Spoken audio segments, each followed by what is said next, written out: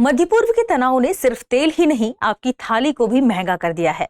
FAO food price index बता रहा है कि कैसे वैश्विक संकट सीधे हमारी जेब और खाने पर असर डालते हैं। क्या आप जानते हैं यह इंडेक्स कैसे काम करता है? आइए जानते हैं FAO फूड प्राइस इंडेक्स के बारे में कि यह क्या है, मार्च 2026 में कीमतें क्यों बढ़ी यह भी समझेंगे। FAO की इस इंडेक्स को लेकर क्या भूमिका है यह भी जानेंगे।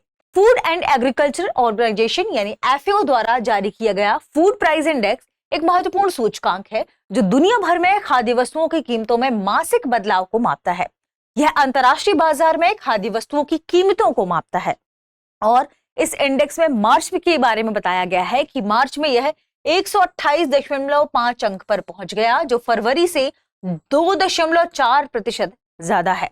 यह बताता है कि अंतर्राष्ट्रीय बाजार में खाने पीने की जो चीजें हैं वह महंगी हो रही हैं और इंडेक्स में यही बताया जाता है कि खाने पीने की चीजें महंगी हो रही हैं या सस्ती हो रही हैं। अब बात कर लेते हैं कि इस इंडेक्स में कुछ खास जो 5 वस्तुओं के बारे में चर्चा की गई है वो कौन सी है। पहला है अनाज यानी सीरियल्स, दूसरा है वनस्पति तेल यानी वेजिटेबल ऑयल्स और तीसरा है डेयरी उत्पाद यानी डेयरी प्रोडक्ट्स, चौथा है मांस यानी मीट और पांचवा है चीनी यानी शुगर। इन 5 मुख्य वस्तुओं के समूह को इंडेक्स में शामिल किया जाता है। सामने आपके जो ये सारणी दी गई है ये दरअसल देखिए पूरे 2009 से 2026 तक दिया गया है। 25 में भी मार्च, अप्रैल, मई, जून, जुलाई, अगस्त, सितंबर, अक्टूबर, नवंबर, दिसंबर तक दिया गया है। 26 में ये जनवरी, फरवरी और मार्च तक का है और मार्च में ही आया है फूड प्राइस इंडेक्स 128.5, फरवरी में था 125.5। ये है फूड प्राइस इंडेक्स, ठीक है। मीट, डेयरी, सीरियल्स यानी अनाज, वेजिटेबल ऑयल्स और शुगर, इसकी सारणी आपके सामने दी गई है। अब बात कर लेते हैं कि खास क्या है इसमें और ये भी कि इसमें FAO की क्या भूमिका है, ये कैसे काम करता है। इंडेक्स जो है यानी हम बात करें इस फूड प्राइस इंडेक्स की जो FAO जारी करता है, इसमें वेटेड एवरेज पर ध्यान दिया जाता है, यानी यह इंडेक्स वेटेड एवरेज पर आधारित है।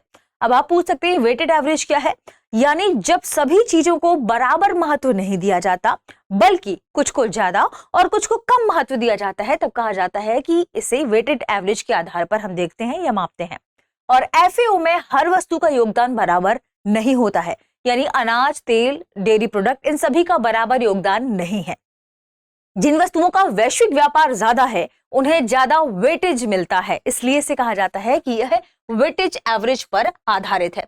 जिन वस्तुओं का वैश्विक व्यापार ज्यादा होता है उनका प्रभाव इंडेक्स पर अधिक दिखाई देता है, अधिक होता है, ठीक है। इसका बेस ईयर 2014-16 रखा गया है जिससे अलग अलग समय की तुलना आसानी से की जा सके। आप तुलना कब कर पाएंगे, जब आपके पास पिछला आंकड़ा मौजूद हो।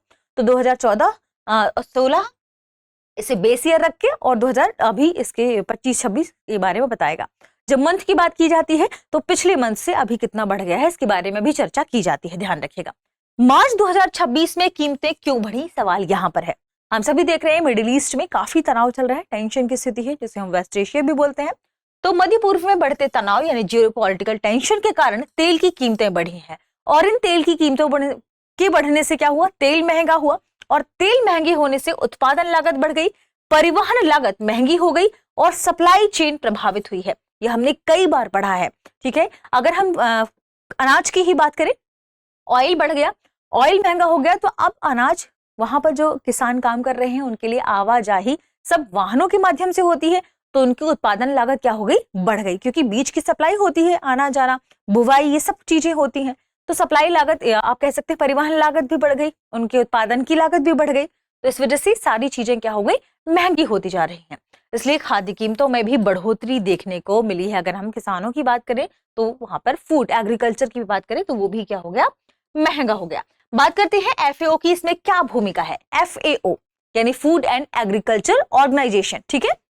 तो फूड एंड एग्रीकल्चर ऑर्गेनाइजेशन संयुक्त राष्ट्र की एक विशेष एजेंसी है जिसका उद्देश्य है भूखमरी को खत्म करना, पोषण को सुधारना, यानी जो फूड जो हम खाना खाते हैं उसमें न्यूट्रिशन मौजूद हो इस बात का ध्यान देना। इसके अलावा खाद्य सुरक्षा को सुनिश्चित करना, फूड सिक्योरिटी को सुनिश्चित करना, ये मुख्य उद्देश्य है FAO के और जो कि संयुक्त राष्ट्र की ही एक विशेष एजेंसी है मानी जाती है। FAO दुनिया के 130 प्लस देशों में काम करता है और वर्ल्ड फूड प्रोग्राम यानी WFP और international fund for agricultural development, यानी अंतरराष्ट्रीय स्तर पर ऐसे फंड को मुहैया कराना जो हमारी कृषि के उत्पादन, इसके विकास के लिए जरूरी हो, यानी इसे क्या कहते हैं हम, IFAD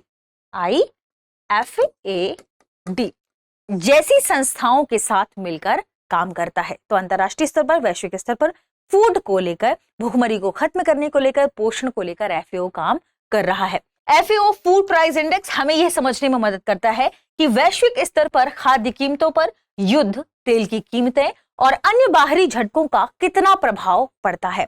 बात करें आगे क्या खतरा हो सकता है।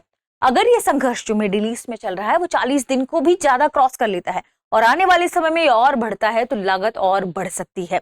किसान कम खाद या कह सकते हैं बीज के इस्तेमाल पर जाएंगे, कम खाद और बीज का इस्तेमाल करेंगे, जिससे बुवाई भी कम होगी, फसल का प्रोडक्शन, फसल उत्पादन भी कम होगा। हो सकता है कि वो दूसरी फसलों की ओर शिफ्ट कर जाएं। तो भविष्य में इसका असर क्या पड़ेगा कि उत्पादन पर, इस पर नकारात्मक असर पड़ सकता है, उत्पादन घट सकता है और 2026-27 में खाद्य कीमतें और बढ़ सकती हैं। ये बात निकलकर सामने आई है। आगे बढ़ते हैं और देखते हैं हमारे प्रश्न को। प्रश्न है, FAO फूड प्राइस इंडेक्स किसे मापता है? ऑप्शन ए घरेलू खाद्य कीमतों को, ऑप्शन बी अंतरराष्ट्रीय खाद्य कीमतों में मासिक बदलाव को, ऑप्शन सी कृषि उत्पादन को, ऑप्शन डी केवल अनाज की कीमतों को। आज के सेशन में इतना ही, मिलते हैं अगले सेशन में। शुक्रिया। अब एग्जाम की तैयारी को और बेहतर करने के लिए हमारे चैनल को लाइक, शेयर और सब्सक्राइब करना ना भूलें।